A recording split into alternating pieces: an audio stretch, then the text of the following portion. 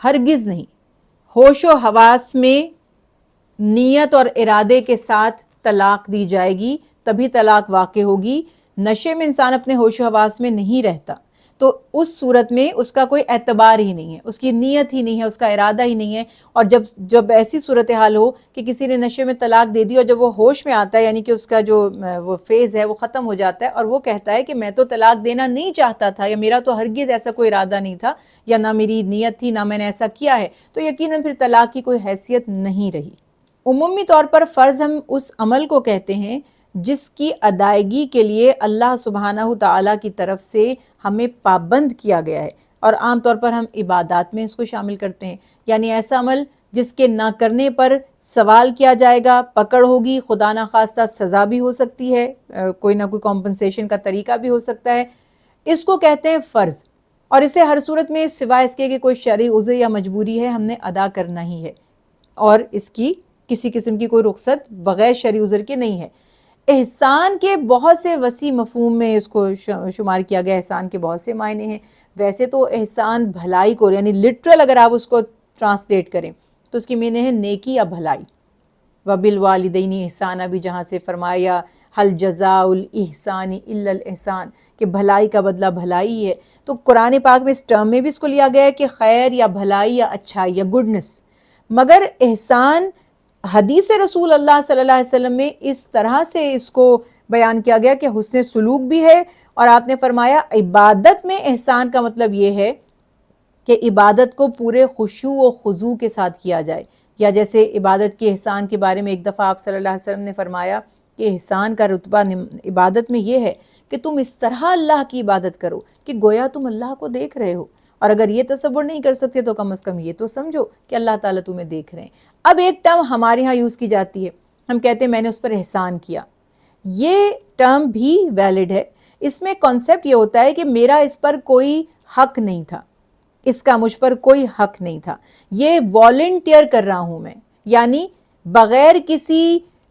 بدلے کے، بغیر کسی حق کے میری لائبلٹی نہیں تھی، میری ذمہ داری نہیں تھی، میں پابند نہیں تھا، مگر میں یہ خیر کا یا بھلائی کا کام یا نیکی اس کے ساتھ کر رہا ہوں، تو اس کو بھی آپ احسان کہتے ہیں. تو یقینی طور پر یہ بھی درست ہے، یہ بھی اچھی بات ہے. مگر اللہ سبحانہ وتعالیٰ نے قرآن میں فرمایا کہ احسان جتاؤ مت جب تم نیکی کرو تو کسی کے ساتھ اگر آپ بھلائی کرتے ہیں جبکہ وہ اس کا حقدار نہیں تھا، اس سینس میں حقدار نہیں تھا کہ کوئی ذمہ داری دے کہ ایک ہمارے سرٹن رشتے ہیں، ہماری رسپانسبلٹیز ہیں ان کے لیے، ہم نے ان کا حق ادا کرنا ہے. ایک ہمارا کوئی اس سے خونی رشتہ نہیں ہے، کوئی ہماری اس کی ذمہ داری نہیں ہے، پھر بھی ہم اس کی کفالت کرتے ہیں، اسے حسن سلوک کرتے ہیں، کوئی اس کی مالی مدد کر دیتے ہیں، تو اس صورت میں اب ہم کہہ رہے ہیں کہ یہ احسان تھا ہمارا. تو یقیناً یہ نیکی ہے، بھلائی ہے، اور اس کا اجر بہت زیادہ ہے. نہیں کریں گے تو گناہ گار نہیں ہوں گے، کریں گے تو اجر دگنا تگنا ملے گا، کیونکہ ایک ذمہ داری تھی بھی نہیں اور آپ نے اللہ کی رضا کے لیے وہ نیکی کی تو ثواب بہت زیادہ ہوگا. وہم کا سب سے بڑا علاج اللہ کی ذات پر توکل، یعنی جتنا زیادہ اللہ کا ذکر کیا جائے، اللہ کو یاد کیا جائے. اور جو رسول اللہ صلی اللہ علیہ وسلم نے فرمایا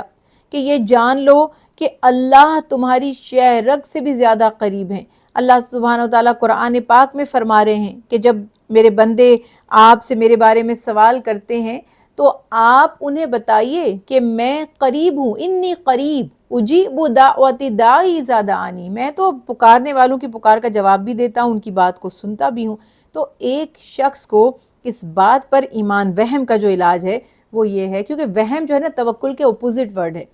اور اللہ کے اوپر ٹرسٹ لوز ہوتا چلا جاتا ہے، اور وسوسے اور جو اوہام ہیں، یہ توہم پرستی، یہ بڑھتی چلی جاتی ہے. اسلام تو اسی کے خاتمے کے لیے آیا.